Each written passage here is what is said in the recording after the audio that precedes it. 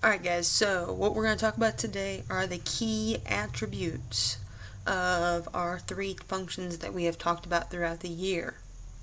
Now, here at the beginning of the year, remember we talked about functions that were named linear functions. Linear functions are the straight lines, okay? The line is completely straight, no curves, nothing is happening here with that line. So, the function for that is going to be y equals x. That is our parent function. That's the most basic function that you can have for a linear function. Alright? Now, with our equations for linear functions, our equations, there's no squared, there's no exponents. It's just y equals x, y equals 2x, y equals x plus 3. It's basic. No exponents at all. Alright. Now let's take a look at our x-intercept. Remember, an x-intercept is where I am crossing the x-axis. Alright? For this right here, I am crossing the x-axis at -2. But remember, we have to write our coordinates, our x-intercepts and our y-intercepts as coordinates. So in this case, my x-intercept is -2, so my x goes first, -2, my y goes second, and is 0. Alright, so that's going to be my x-intercept. Now let's go on to my y-intercept. My y-intercept is going to be where my line crosses the y-axis. So in this case, right there at 4 is where I'm crossing the y-axis. Again, we want to go ahead and write these as a coordinate. My x for this coordinate is 0. My y for this coordinate is 4. Alright. Next thing that we're looking to get is the rate of change. My rise over run, my y over my x. My change in y over change in x. In order to figure this out, I'm going to need to go ahead and get me some coordinates, okay, from this line. So let's go ahead. Let's see. I can see one here is -6 and -8. Another coordinate that I have is right here at -4, -4.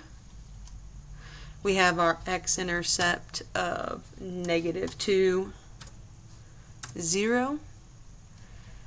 We have our y-intercept of 0, 4. And we have another coordinate at 2, 8. Alright.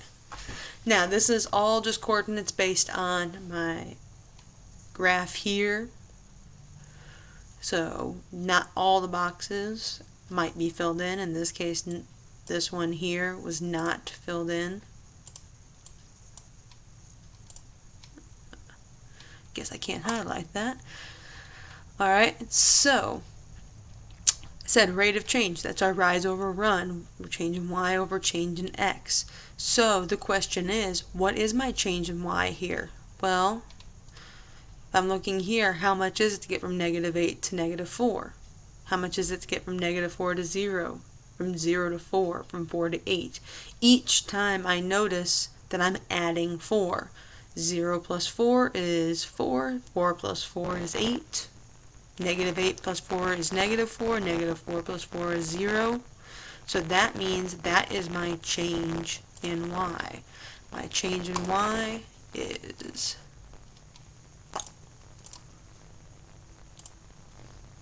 that I'm adding 4 each time.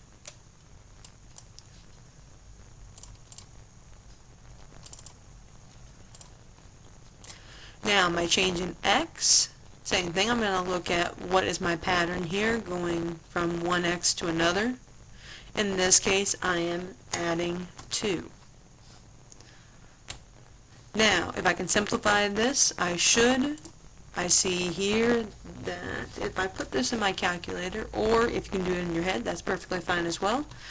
Positive 4 divided by positive 2 is going to be a positive 2, or in other words, just 2. And that's my rate of change, meaning that every time when I go from one point to the next, my rises, I run 2, I run 1.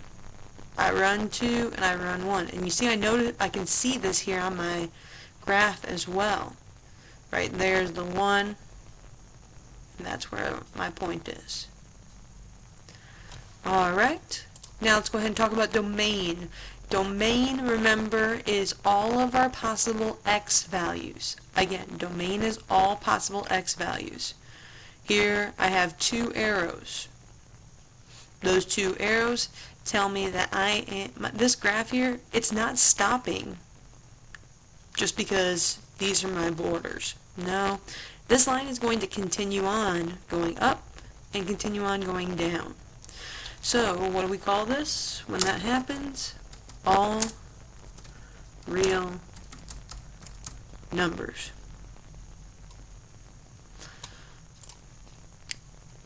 For my range, it'll end up being the same things. Again, no matter which direction I go, up and down, my y values, they're just going to keep increasing and decreasing. So again, that's all real. It'd be better if I typed it correctly. All real numbers. Alright. Down here, if you get any extra notes that you want to add in, this would be a perfect spot to do it. One thing that I might type in is that linear functions are straight lines. Okay? It's a straight line, no curves.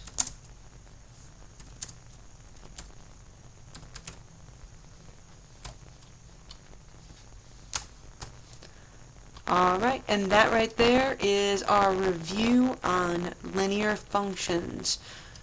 Go ahead and take a minute to make sure that you get this completely copied down, everything you need to remember about linear functions, and then move on to the next video on exponential functions.